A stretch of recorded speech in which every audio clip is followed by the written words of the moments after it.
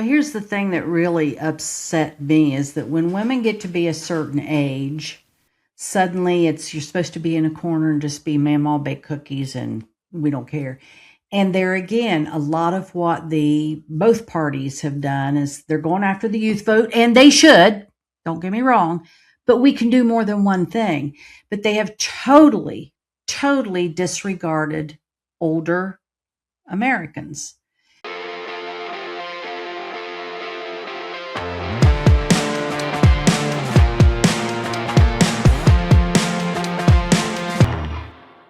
That relatability, I think, too, because people can relate to you. I mean, you make politics accessible, but you're also relatable.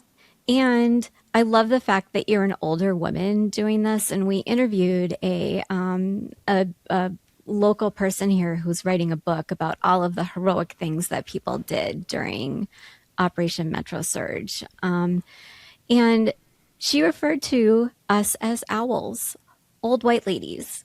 And I'm like, is that a good thing or a bad thing? She's like, no, it's a good thing because we're all out of fucks to give.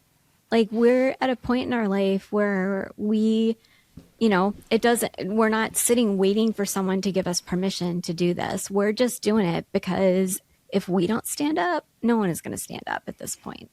Well, here's the thing that really upset me is that when women get to be a certain age, suddenly it's you're supposed to be in a corner and just be Mamaw bake cookies and we don't care.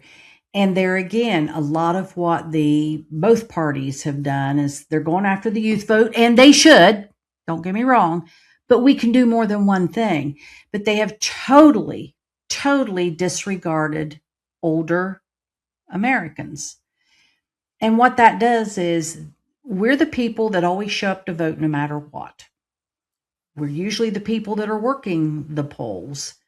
We're the people that will call our friends and quietly go. But I mean, they're loyal, faithful voters. But what really got me particularly about my generation, and I'm a boomer, I'm not ashamed to be a boomer. I'm getting tired of little snarky comments about boomers.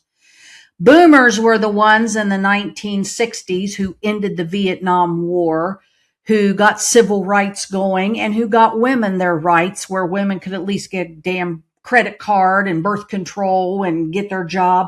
That was boomers. And then to tell us to go sit in the corner, no, we're the same batch that did that. We're going to show you how it's done again. And anytime I've gone to a No Kings protest, my heart just swells. You'll see boomers and you see these terrific young people. It's the ones in the middle that are missing. But we have got a bunch of young, terrific people who are plugged in. They understand the assignment. They know what's going wrong, and they know that their life is not going to be as good as their parents had it. So between those two generations, we got to fix the ones in the middle. Mm-hmm. But I'm telling Christy you, Christy and I are in the middle. We're Gen X. Yeah, we're Gen X. But I would say that I can't even tell you how many protests I have been to in the last 18 months. And the vast majority of people at those protests are our two generations and women, Gen X and boomers and women. Like the yes, vast women majority overwhelmingly are there. Yes. Yeah. But no, ours, we have not, and I attribute it to, hey, they're working, they got families and stuff. But all I saw in our region primarily were the boomers and the youngsters, and it was wonderful. And it was wonderful to, we had one World War II veteran, believe it or not, bless his heart, that still was coming to these protests. There aren't that many of them left. No, and he's phenomenal. And this young man who has spikes and is wearing this leather, and you'd think, oh, and they became such fast friends. And I mean, it was amazing. And it's like, we have so much more in common than we don't if people would just talk to each other. And when I get trolled and it's nasty, I'm like, okay, so this is how you feel about it. No, it's not. Well, you didn't do your research.